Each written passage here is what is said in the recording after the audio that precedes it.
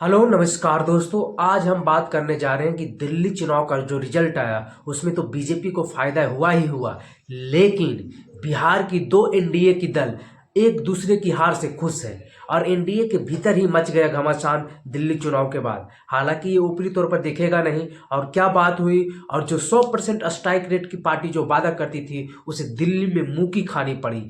और बिहार में एनडीए के भीतर दोनों रहते हुए एक दूसरे के टारगेट पर रहते हैं और एक दूसरे को अपने से कमतर मानते हैं। हालांकि एक पार्टी को झारखंड में भी टिकट दिया गया था और वहां उन्होंने एक ही सीट पर मिला था और वो भी जीत कर दिखाया था, लेकिन दिल्ली में उनकी जो एक स्ट्राइक 100% स्ट्राइक रेट का जो एक इमेज बन गया था वो दिल्ली के चुनाव में वो खराब होते दिखा। तो बात हम कर रहे हैं और बिहार से जोड़कर हम इस चीज को देख रहे हैं, क्योंकि बिहार का चुनाव बहुत नजदीक है और दिल्ली के चुनाव के बाद अब बिहार का ही चुनाव होना है। इस साल अब सिर्फ एक चुनाव बचा है भारत में और वो है बिहार का चुनाव। और केंद्र सरकार, सॉरी, मोदी हो या हो कांग्रेस, सभी लोग अब बिहार चुनाव की तैयारियों को लेकर शुरुआत कर चुके हैं। सभी लोग बिहार में अब अपनी अपनी कैंपेन स्टार्ट करने वाले हैं और बिहार में एनडीए हो या महागठबंधन, सभी लोग तैयारियां शुरू कर चुके हैं। क्योंकि कब चुनाव हो जाएगा ये कहना मुश्किल है, लेकिन हम बात करते हैं दिल्ली चुनाव का परिणाम के बाद एनडीए में कैसे हो गई घमासान। तो बात यह है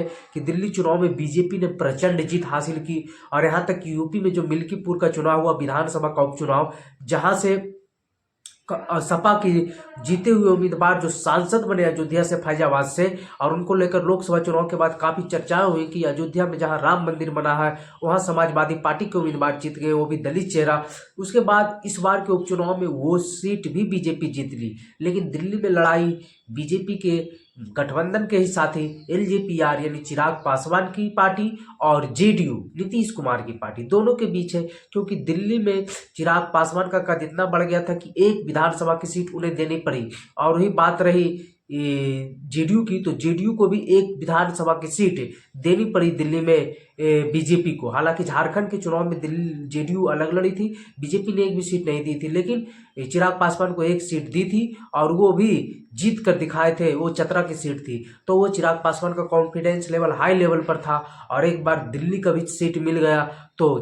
तो बात कर लेते हैं कि दिल्ली में जो एक सीट मिली थी चिराग पासवान और नीतीश कुमार को, वो दोनों के दोनों दिल्ली में बीजेपी की इतनी प्रचंड जीत के बाद बिहार की दो पार्टियां जो बीजेपी की सहयोगी थी दिल्ली में, दोनों को दोनों हार गई। कौन सी सीट थी, कितने वोटों से हारे, कौन थे उम्मीदवार, क्या कारण रहा, इन्हीं सब बातों पर आज चर्चा करेंगे।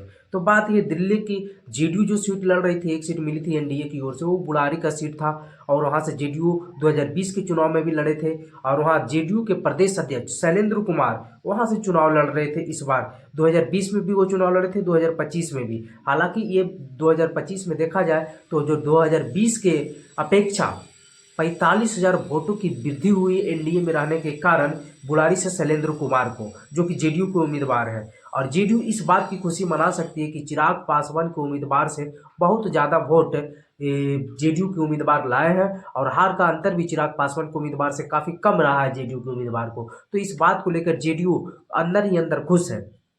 हम बात कर लेते हैं जेडीयू के जो प्रदेश अध्यक्ष रहे, तो उनको 2020 में 51,000 वोट आया था। और बुरारी सीट जो है वहाँ प्रवासियों का एक कैंप है, मतलब समझ लीजिए प्रवासियों की अधिक आबादी है, चाहे वो बिहारी प्रवासी हो, पहाड़ी प्रवासी हो, सभी लोगों का वहाँ जमावड़ा है। बिहार की जातियां जो खास करके मैथिली, ब्राह्मण हो गए, यादव हो गए, कुशवाहा, इन सभी जातियों का वहाँ बहुलता है, और जिसके कारण जेडीयू को ये सीट दी गई थी शैलेंद्र कुमार को। हालांकि 2020 में भी हार का सामना करना पड़ा, अब 2025 में भी हार का सामना करना पड़ा। 21,000 के करीब वोटों से लगभग ये सीट शैलेंद्र कुमार हार चुके हैं आम आदमी पार्टी के उम्मीदवार से।